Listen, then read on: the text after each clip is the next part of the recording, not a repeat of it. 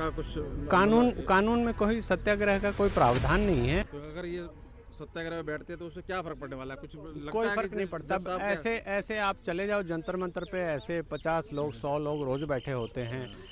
अकड़ नहीं है, ये इनकी पैतरेबाजी है। ये बहुत ही शातिर किस्म के इंसान हैं। और ट्रायल कोर्ट के आदेश को हाई कोर्ट में नहीं चैलेंज किया जाएगा तो कहां किया जाएगा? अगर ट्रायल कोर्ट ने उन्हें कट्टर ईमानदार कहा है तो उस कट्टर ईमानदारी को हाई कोर्ट और सुप्रीम कोर्ट में प्रूव कर दे। नहीं, इनके देखिए, अगर ये कोर्ट की प्रोसीडिंग को नहीं ज्वाइन करेंगे तो इनके पक्ष में कैसे आएगा? अगर कोई 10 रुपए की चोरी किया है और 10 रुपए की चोरी के लिए जो चोरी किया है वही नहीं आ रहा है कि नहीं मैंने नहीं चोरी किया है, तो फिर कैसे उसके पक्ष में आदेश आए? नमस्कार दोस्तों, मैं हूं सुप्रीम कोर्ट के परिसर में और हमारे साथ हैं सीनियर अधिवक्ता उमेश शर्मा जी। और मुद्दा दोस्तों केजरीवाल साहब का है। जिस तरीके से लगातार मैं बात रख रहा हूं उमेश जी, अब जरा समझने की कोशिश करते हैं जरा इनके पहलू पे। अब तो वो सत्याग्रह पे जाने की बात कर रहे हैं सर। जस्टिस स्वर्ण जी के सामने अपनी बात रखी, उन्हें इस केस से अलग होने के लिए याचना की। मैंने आग्रह किया कि मेरा केस हाईकोर्ट के किसी भी अन्य जज द्वारा सुन लिया जाए, लेकिन उन्होंने मेरी प्रार्थना अस्वीकार कर दी। सारी कोशिशों के बाद भी यदि अंतरात्मा की आवाज़ कहती है कि न्याय नहीं हुआ, तो शांति और विनम्रता के साथ सत्याग्रह करना चाहिए। और क्यों पीछे पड़े हैं, मान क्यों नहीं लेते, क्यों कर रहे हो? देखिए, उनको पता है चोर की दाढ़ी में तिनका, एक हमारे देश में पुरानी कहावत है, सबको पता है। केजरीवाल साहब को पता है, कहीं ना कहीं उनको डर भी लग रहा है कि जो भी मैंने यहाँ किया है वो सब दिख जाएगा। सीबीआई उनके सारे सबूत लेकर आई है। ये बात अलग है कि जो सीबीआई की डेजिग्नेटेड कोर्ट थी उन्होंने उस सबूत को पर्याप्त नहीं माना, लेकिन केजरीवाल साहब को पता है कि हाई कोर्ट इन चीज़ों को पकड़ लेगी। जो हाई कोर्ट होती है वो न्यायाधीश वहाँ पर सारी चीज़ों को समझते हैं, कानून को बराबर लगाते हैं। तो केजरीवाल को पता है, इसलिए वो पैतरेबाजी कर रहे हैं और कुछ नहीं कर रहे हैं। ना मैं आऊँगा अभी रहूँगा ना, ना मेरा वकील। तो ये अवमानना अब भी नहीं अवमानना तो इसके पहले ही इनकी हो चुकी है। इन्होंने जो सोशल मीडिया पे वो जो रिकॉर्डिंग करके डाला, वो अवमानना का एक व्यू कोर्ट इनके खिलाफ ले चुकी है। और ये अवमानना तो नहीं है, ये चाहेंगे, ये क्या गेम खेल रहे हैं सबको पता है। कॉमन सारे लॉयर्स को पता होता है कि आप मत जाओ वहाँ पर, और बाद में ये कहेंगे कि हमें मौका नहीं मिला, तो हमें सुना नहीं गया, इसलिए हम ऐसा नहीं कर पाए, और हमारे बहुत मजबूत पॉइंट थे। ये सारी बातें ये करना चाहते हैं, इसीलिए ऐसी बातें। तो सत्याग्रह पे क्या लग रहा है जज का कुछ कानून में कोई सत्याग्रह का कोई प्रावधान नहीं है। आपका कोई केस लगा है, अगर जो अपील हाई कोर्ट के हुआ क्या है कि सीबीआई कोर्ट ने इनको बरी कर दिया, उसके विरुद्ध सीबीआई हाई कोर्ट में आई है, उस ऑर्डर के अगेंस्ट आई है। तो उस ऑर्डर के अगेंस्ट जो लीगैलिटी है, जो एविडेंस है, वो सारी चीज़ें वहाँ सुनी जाएंगी। अब केजरीवाल साहब को पता है कि मेरी जो गड़बड़ियाँ हैं वो सब दिख जाएंगी, पकड़ी जाएंगी, तो उनके पास एक ही रास्ता है कि पहले पैतरेबाजी करें, कि न्यायाधीश महोदय पे आक्षेप लगाएं कि आपसे हमें न्याय नहीं मिलेगा, ये नहीं होगा, वो नहीं होगा। तो वो सब करके, और वो अब पैतरेबाजी में जब नाकामयाब हो गए, जब कोई कानूनी प्रावधान इस तरह से नहीं है। अब देखिए, बड़े मजाक की बात है कि अगर किसी को लगता है कि जज मेरे द्वारा जो किया गया कृत्य है उसको पकड़ लिया है जज ने, अब मेरे विरुद्ध ही ऑर्डर होगा, तो वहाँ पर आप, बहुत सीधी सी बात है, आप कुछ भी बोल दो कि आप सफ़ेद कमीज पहनते हैं इसलिए आप इनकी विचारधारा से हैं, आप इनके मीटिंग्स में गए हैं, इनके फंक्शंस में गए हैं, आपके बच्चे सेंट्रल गवर्नमेंट के पैनल पर हैं, इसलिए मुझे न्याय की उम्मीद आपसे नहीं है।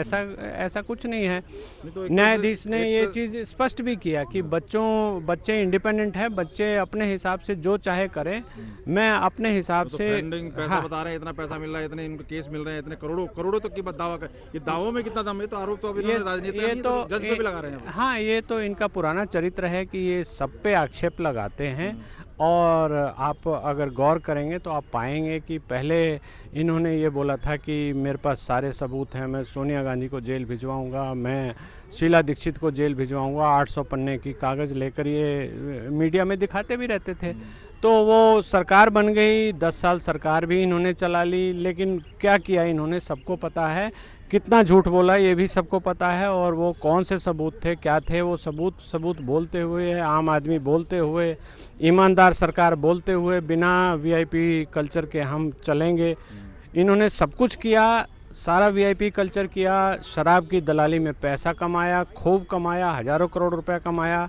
और जब ये चीज़ें पकड़ी गई, जब वो पॉलिसी चेंज की, इन्होंने चुपके से चेंज कर दी, और जब वो पॉलिसी पे जांच चलने लगी तो इन्होंने पॉलिसी रेस्टोर कर दी। तो जब तक आपको पता नहीं था कि आपने गड़बड़ी की है, तो क्यों आपने पॉलिसी चेंज की थी, क्यों रिस्टोर कर दी भागकर? तो ये तो बहुत इंडिकेटर है कि कोई भी कॉमन आदमी, कॉमन मैन, कोई भी जरा सा रीजनिंग से इस चीज़ को समझे या देखना चाहे तो उसको समझ में आ जाएगा कि केजरीवाल ने क्या क्या कारनामे किए हैं और किस तरह से ये पैतरेबाजी कर रहे हैं। अब न्यायाधीश पे आक्षेप लगाकर ये क्या करना चाह रहे हैं, ये सबको पता चल गया। अब ये कह रहे हैं कि मुझे आपसे कोई दिक्कत नहीं है, मुझे आप कोई और केस होता तो मुझे कोई दिक्कत नहीं थी, लेकिन बीजेपी और सरकार के खिलाफ है तो मुझे आपसे कोई उम्मीद नहीं है। और फिर दूसरी तरफ ये किस तरीके से है, एक तरह से धमकी भी ना ली जाए कि जी ना मैं आप ही रहूँगा ना मेरा कोई वकील, ये क्या है? ये एक तरह से धमकी ही है, धमकी तो है, और ऐसा हर अधिवक्ता को पता है। हम भी जब कहते हैं कि ये जज तुम्हारे, कहीं ना कहीं वकील की गाइडेंस में सारे हाँ, ये सब हो तो सब वकील के गाइडेंस में ही है। और ये जब पेश हुए तो इनके साथ वकीलों की फ़ौज थी, इनके आगे पीछे वकीलों की फ़ौज होती है, सबको सब कुछ पता है। और ये हमारे सिस्टम के लूप होल को एक्सप्लॉइट करते हैं और कुछ नहीं करते हैं। तो वैसी दशा में इन्होंने ये जो भी करना चाह रहे हैं कानूनी दायरे में, वो कहीं से नहीं आता। आप न्यायाधीश को चिट्ठी नहीं लिख सकते हैं, आपको एप्लीकेशन लगाना होगा, एप्लीकेशन के साथ आपका एफिडेविट जाता है, और आपको पता है कि झूठा एफिडेविट देने के नाम पर आपके ऊपर मुकदमा हो जाएगा। इसलिए ये चिट्ठी लिख रहे हैं। अब उस चीज़ को चिट्ठी नाम ले लें, कुछ भी कह लें, लेकिन कर क्या रहे हैं वो कानून के दायरे में कहीं से नहीं आता है, और कहीं से भी वो चीज़ कवर कहीं से नहीं हो सकती। अभी जिस तरीके से इन्होंने कहा कि कानून पे सब पे बहुत भरोसा है, मतलब ये भरोसा भी जता रहे हैं और ये सब चीज़ें, और इसी बीच ये राघव चड्ढा वाला भी एक केस हो रहा है, उसके ऊपर जरा प्रकाश डालें। देखिए, ये राघव चड्ढा के हुआ क्या है कि 10 सांसद इनके थे राज्यसभा में, उसमें से 7 लोगों ने जाकर अपना ग्रुप, चूँकि आप ये देखें इसको, जो हमारा एंटी डिफेक्शन लॉ है, जो पहले से राजीव गांधी जब प्रधानमंत्री थे तब पास कराया गया था, ये कानून तब से चल रहा है। और होता ये है उसमें कि जो भी जिस पार्टी के जितने भी लोग हैं, अगर 2 तिहाई लोग जाकर किसी पार्टी में विलय हो जाए, मर्ज कर जाए, जैसे मान लीजिए 2 लोग हैं या 1 लोग हैं, तो उन पे वो एंटी डिफेक्शन लागू नहीं होता। तो धमकी दे रहे हैं, कह रहे हैं हम कोर्ट में जाएंगे। हाँ, कोर्ट में जाएं, बिल्कुल जाएं, सबको पता है। मान नहीं रहे, वहाँ कोर्ट में जाएंगे। हाँ, बिल्कुल कोर्ट में जाएं। इनकी हमेशा जो पैतरेबाजी होती है वो ऐसी होती है, बोलते हैं वो ये कभी नहीं करेंगे, और ये हमेशा छुपे पत्ते का खेल खेलते हैं। आप बहुत पुरानी बातें तो नहीं है, लेकिन आप देख सकते हैं सोशल मीडिया पे इनके बहुत सारे क्लिप्स दिख जाएंगे कि बच्चों की सौगंध है कि मैं राजनीति में नहीं आऊँगा, और उसके अलावा एफिडेविट लिया है जी कि हम सिक्योरिटी नहीं लेंगे, गाड़ी नहीं लेंगे, वीआईपी ट्रीटमेंट नहीं लेंगे। इन्होंने शीश महल बनवाया, वो सब क्या किया सबको पता है। हर इलेक्शन में इनकी एक बयान भी वायरल हो रही है। हर इलेक्शन में कहते हैं कि देश को मोदी से बचाना है। हर इलेक्शन में, चाहे बंगाल का इलेक्शन हो, चाहे यूपी का इलेक्शन हो, चाहे दिल्ली का हो, चाहे कहीं भी तमिलनाडु, हर जगह एक बात, देश को बचाना है मोदी से। हाँ, ये कह रहे हैं, लेकिन देश की जनता ही मोदी को चुनकर यहाँ भेज रही है, तो इनके कहने से ऐसा कुछ नहीं होता। सारी चीज़ बता भी रहे हैं कि मेरे आगे सुप्रीम कोर्ट के रास्ते खुले हुए हैं, सब कुछ, लेकिन मुझे आपसे उम्मीद बिल्कुल नहीं। हाँ, ये हमेशा विरोधाभासी बातें करते हैं, नौटंकीबाजी करते हैं और कुछ नहीं करते हैं। तो वैसी दशा में ये इनके पास कानूनी जो रास्ते हैं वो बिल्कुल खुले हुए हैं। ये बोले ना बोले सबको पता है कि खुले हुए हैं, हर किसी के पास होते हैं, और हर आदमी संवैधानिक प्रक्रिया के अंतर्गत आप कोर्ट में जा सकते हैं, कोर्ट में जाकर आप बता सकते हैं, चैलेंज कर सकते हैं।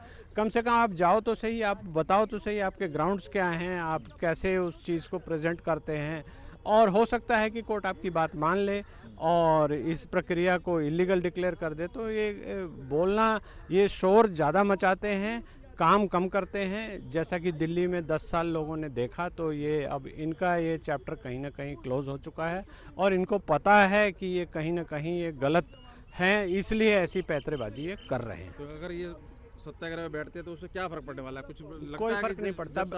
ऐसे आप चले जाओ जंतर मंतर पे, ऐसे 50 लोग 100 लोग रोज़ बैठे होते हैं। ये तो ऐसे मुख्यमंत्री हैं हमारे देश में जो अपनी ही सरकार के खिलाफ जाकर साउथ ब्लॉक के बाहर लेट गए थे, बैठे रहे थे। तो ये जाकर बैठे, अब तो दिल्ली की जनता ने इनको वोट आउट करके बाहर कर दिया है, तो ये सत्याग्रह करें, राजघाट पर बैठें, खाना ना खाएं, जालें, जो भी करते रहे उससे क्या फर्क पड़ता है। 13 में से 3 रह गए बता रहे हैं। हाँ। मेन संजय और सौरभ और ये साथी कह रहे फिर भी अकड़ नहीं गई है। क्या कैसे अकड़ नहीं है, ये इनकी पैतरेबाजी है। ये बहुत ही शातिर किस्म के इंसान हैं और इनको पता है कि भारत की जनता को कैसे ठगा जाए, तो ये ठगी का काम करते हैं। ये एक तरह से आप देखोगे तो संवैधानिक ठगी का काम इन्होंने किया है निरंतर, और ये ठगी के अलावा और कुछ नहीं करते हैं और इसी तरह से दिल्ली की जनता को ठगा। अब ये इनकी पोल पट्टी खुल रही है तो लोगों को लग रहा है कि ये अब पकड़े गए हैं, तो ये ऐसी पैतरेबाजी कर रहे हैं। अब ये सत्याग्रह पर बैठे हैं, राजघाट पर बैठे हैं, जहाँ भी बैठना है वो करते रहें। इनके पास भी तो कोई काम नहीं है। इन्होंने पैसा, दलाली का पैसा कमा लिया, 1000-1500 करोड़ रुपए अपने पेट में डाल लिए हैं। तो अब इनको किसी जॉब या किसी मुख्यमंत्री की कुर्सी से क्या मतलब है, ये तो पैसे कमा कर बैठे हैं और उस चीज़ को लेकर अब ये खेल करते रहेंगे। तो अब ये जिस तरीके से अब ये बार बार ये वीडियो रिलीज करके और अपील करके ये करके, तो क्या ये राजनीति ना समझे, मतलब जज साहब के साथ राजनीति हो रही है इस तरह से? देखिए, कह सकते हैं राजनीति? हमारा संविधान आप देखेंगे तो व्यवस्था बहुत ही अच्छी व्यवस्था है। संवैधानिक रूप से हमारी जो न्यायपालिका है वो इंडिपेंडेंट है, राजनीति से कहीं कुछ नहीं ये तो होती राजनीति कर रहे हैं ना, डायरेक्ट ये उनको तो अब राजनीति कर रहे हैं। आप देखेंगे कि हमारी न्यायपालिका ने बहुत बड़े बड़े नेताओं को जेल भी भेजा है, उनको कन्विक्ट भी किया है। इंदिरा गांधी से शुरू करें, लालू प्रसाद यादव का नाम ले लें, या जो भी लोग इस रूलिंग पार्टी के भी लोगों को, कोई इनके मंत्री थे उनको भी जेल में भेजा हुआ है। तो ऐसा कुछ नहीं है। तो न्यायपालिका इंडिपेंडेंट है और हमारी जो न्यायिक प्रक्रिया है वो बिल्कुल इंडिपेंडेंट चलती है। उसका कहीं कोई सी राजनीति से कोई लेना देना नहीं है। वो डॉक्यूमेंट्स पर चलती है, साक्ष्य पर चलती है। और इस चीज़ को ये अब ये नाटकबाजी करके कहीं ना कहीं ये एक नया परंपरा शुरू करने की कोशिश कर रहे हैं। ऐसा बिल्कुल नहीं होगा। हमारे संविधान में ऐसा कोई प्रावधान नहीं है। आप जो चाहे करते रहें, कोई फर्क नहीं पड़ता। राघव चड्ढा वाले केस के अंदर ये बार बार धमकी दे रहे हैं कि हम कोर्ट में, उसमें कुछ दम है? एक लाइन नहीं, अगर उसके बिल्कुल कहीं कोई दम नहीं है, बिल्कुल झूठ है। वो acceptable है जो उन्होंने किया है, एंटी डिफेक्शन लॉ में वो कहीं कवर नहीं होते। मर्जर की भी का प्रावधान पहले से एंटी डिफेक्शन लॉ में है। उन्होंने पार्टी को मर्ज किया है और ये जो भी चिट्ठी लिखें, कोर्ट जाएं, जो भी जाएं, ये जाएं, शोर तो कम मचाएं, जाएं तो सही सबसे पहले। अच्छा, अब ये जो इस पे यहाँ पे जिस तरीके से हाई कोर्ट के जज को इन्होंने धरने तक की मतलब एक तरह से धमकी दे दी, सुप्रीम कोर्ट में आते हैं तो क्या असर पड़ता है अंत में? देखिए, जो इनके साथ होना है, कानून जो कहता है वैसा ही होगा। इसका पूर्वाग्रह कोई कुछ, हम आप कोई कुछ नहीं बोल सकते। अब जज साहब को सारे साक्ष्य के हिसाब से देखना है कि अब तो हाई कोर्ट ये भी देखेगी कि जो सीबीआई जज साहब ने जो ऑर्डर पारित किया है उसमें क्या क्या सही है, क्या क्या गलत है, कानूनन क्या सही है नहीं है, साक्ष्यों को देखा है नहीं देखा है।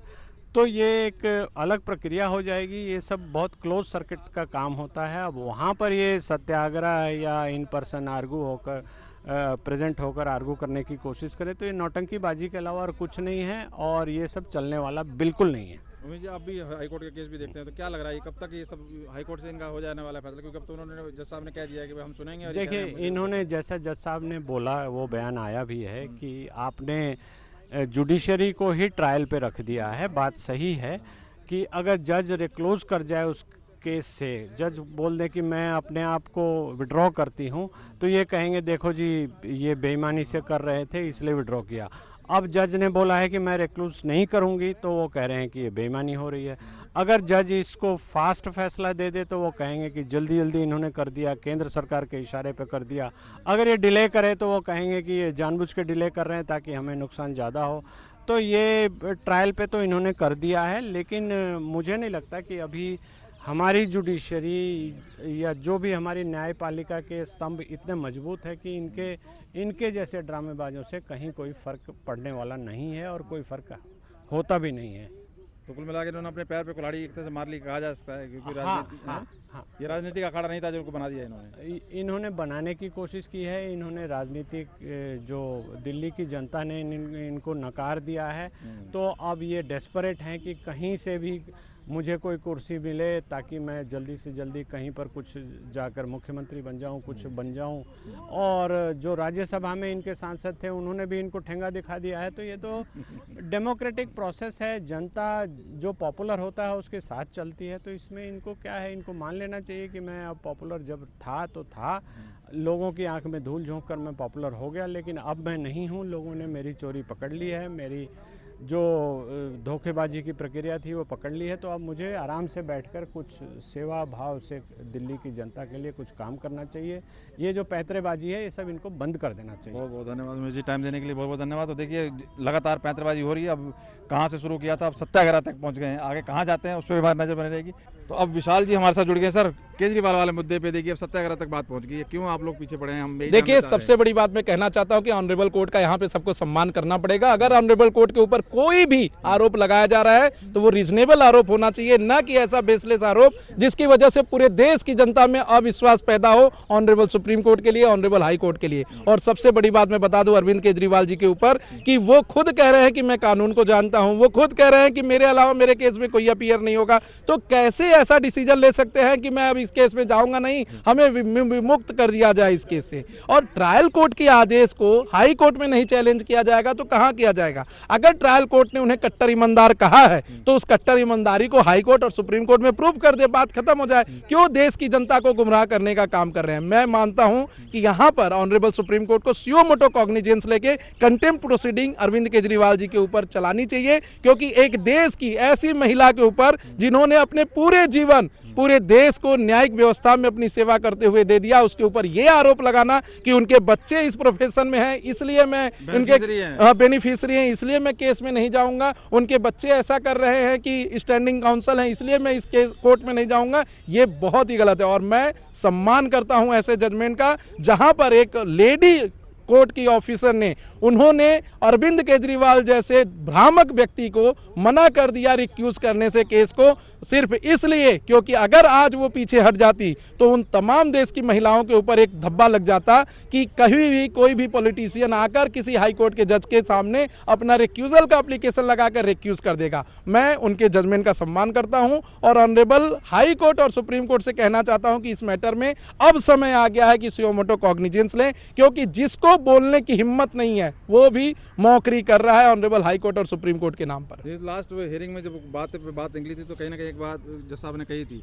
कि किसी बात पे वो कह रहे थे कि भाई मैं फर्स्ट टाइम आया हूँ तो मैं थोड़ा हेजिटेट हो रहा हूँ, मैं नर्वस हो रहा हूँ, तो कह रही है मैं तो चाह ही नहीं रही कि आप आओ, तो क्या ये कारण हो सकता है कि मैं अपीयर ही नहीं होऊंगा? तो नहीं, देखिए सबसे बड़ी बात मैं बता दूं तो उनको समझना चाहिए था कि पूरा matter before the honourable proceeding पूरी जितनी हो रही है वो कैमरा हो रही है और कैमरे की प्रोसीडिंग वो जब चाहें तब निकलवा सकते हैं। अगर उनको लगता है कि ये फेयर नहीं हो रहा है तो वो कैमरे की प्रोसीडिंग निकाल कर सुप्रीम कोर्ट में चैलेंज कर देते कि देखिए हमको बोलने का मौका नहीं दिया जा रहा है, सुनने का मौका नहीं दिया जा रहा है और हम नहीं कर पाएंगे। लेकिन ऐसा उन्होंने नहीं किया, उन्होंने देश के कोर्ट को मजाक बनाने का काम किया है। इसके लिए कोर्ट के सुप्रीम कोर्ट को जल्द से जल्द कानूनी एक्शन लेना चाहिए। तो मतलब अभी हाई कोर्ट लेवल पे नहीं हो सकता कि जिस तरह मना किया कि मैं ना अपीयर होऊंगा ना मैं आऊंगा? नहीं, हाई कोर्ट में मुझे लगता है कि बस एक ही चीज हो सकता है कि एक्स पार्टी आदेश ऑनरेबल जस्टिस स्वर्णकांता निकाले और इनको दोषी करार दे, क्योंकि ये अपने पक्ष को रख नहीं रहे हैं। उस ऑर्डर को ये ऑनरेबल सुप्रीम कोर्ट में चैलेंज कर सकते हैं। Honourable supreme court suo motu action ले सकता है कंटेम्प्ट प्रोसीडिंग के खिलाफ। ऑनरेबल सुप्रीम कोर्ट रिक्यूजल के एप्लीकेशन के चैलेंज को सुन सकता है और ऑनरेबल सुप्रीम कोर्ट ये जो आदेश आएगा इसके खिलाफ सुन सकता है। इसके अलावा कोई अभी इसमें लीगल रेमेडी नहीं है। तो क्या कोई मतलब उम्मीद है कि इनके पक्ष में, मतलब कोई बिल्कुल भी उम्मीद नहीं कि नहीं, इनके देखिए अगर ये कोर्ट की प्रोसीडिंग को नहीं ज्वाइन करेंगे तो इनके पक्ष में कैसे आएगा? अगर कोई 10 रुपए की चोरी किया है और 10 रुपए की चोरी के लिए जो चोरी किया है वही नहीं आ रहा है कि नहीं मैंने नहीं चोरी किया है, तो फिर कैसे उसके पक्ष में आदेश आएगा? तो उसी के पक्ष में आएगा जो कह रहा है कि इसी ने चोरी किया है और मैं मानता हूं कि इसी ने चोरी किया है। अच्छा, अंत में राघव चड्ढा वाला जो इंसिडेंट हुआ उसमें भी कुछ कानूनी पहलू देखिए, कह रहे हैं हम कोर्ट में जाएंगे, इन्होंने गलत किया है। देखिए आज ऑनरेबल पार्लियामेंट ने बहुत ही साफ तौर पर कह दिया कि ये लोग बीजेपी में शामिल हो चुके हैं, बीजेपी ने स्वीकार कर लिया है। इसके लिए कई सारी प्रेस कॉन्फ्रेंस में देख रहा था ऑनरेबल एमपी संजय सिंह जी का और honourable learned senior advocate Kapil Sibal साहब का कि इसमें डिफामेशन लग जाएगा और डिलिमिटेशन लग जाएगा और इनका रद्द हो जाएगा। तो मुझे नहीं लगता लगता कि कानूनी तौर पर ये संभव है, क्योंकि सीनियर है वो ऐसे क्यों हवा भर देते हैं? क्या इसलिए हवा भरा जा रहा है क्योंकि और लोग डर जाएं और जो 7 लोग इनके साथ जाने की बात है वो कम हो जाए, जिससे 2/3 लोग कम हो जाए, जबकि ऐसा बिल्कुल भी नहीं है। अगर 7 लोग जाएंगे तो इनकी सदस्यता नहीं रद्द एक दो होगी। को और सुनने में आ रहा है, हम भी तैयार थे। देखिए अभी मीडिया में बहुत चल रहा है। बहुत से लोग आएंगे और पंजाब के अंदर भी कहीं ना कहीं सत्ता परिवर्तन देखने को आपको मिलेगा। अच्छा, तो क्या लग रहा है पंजाब में सीएम? जी हो बीजेपी सकता का है, हो इस वजह से? हो सकता है कि पंजाब में राघव चड्ढा जी आगे चलकर मुख्यमंत्री बने और पंजाब की जनता को एक सुदृढ़ डबल इंजन की सरकार देने का काम करें। पर ये कहते हैं मेरे सच्चे सिपाही हैं, कट्टर ईमानदार, क्या लग रहा है, क्या कारण लग रहा है? देखिए मुझे नहीं लगता कि ये कट्टर ईमानदार हैं, क्योंकि जो कट्टर ईमानदार रहेगा वो कट्टरता के साथ सुप्रीम कोर्ट और हाई कोर्ट में अपने आप को रिप्रेजेंट करेगा। इतने बड़े बड़े वकील इनके पास हैं, ऑनरेबल कपिल सिब्बल साहब, अभिषेक मनु सिंघवी साहब, तमाम एडवोकेट इनके पास हैं, वो जा सकते हैं उनके पास, लेकिन इन्होंने ऐसा नहीं किया। मुझे नहीं लगता कि ये सही है। चलिए, बहुत बहुत धन्यवाद सर विशाल जी अपने टाइम देने के लिए। तो लगातार आपने अधिवक्ताओं की बात सुनी, अब आप क्या राय रखते हैं खुद से आप कमेंट करके अब अपनी राय जरूर कमेंट करके दें। बहुत बहुत धन्यवाद।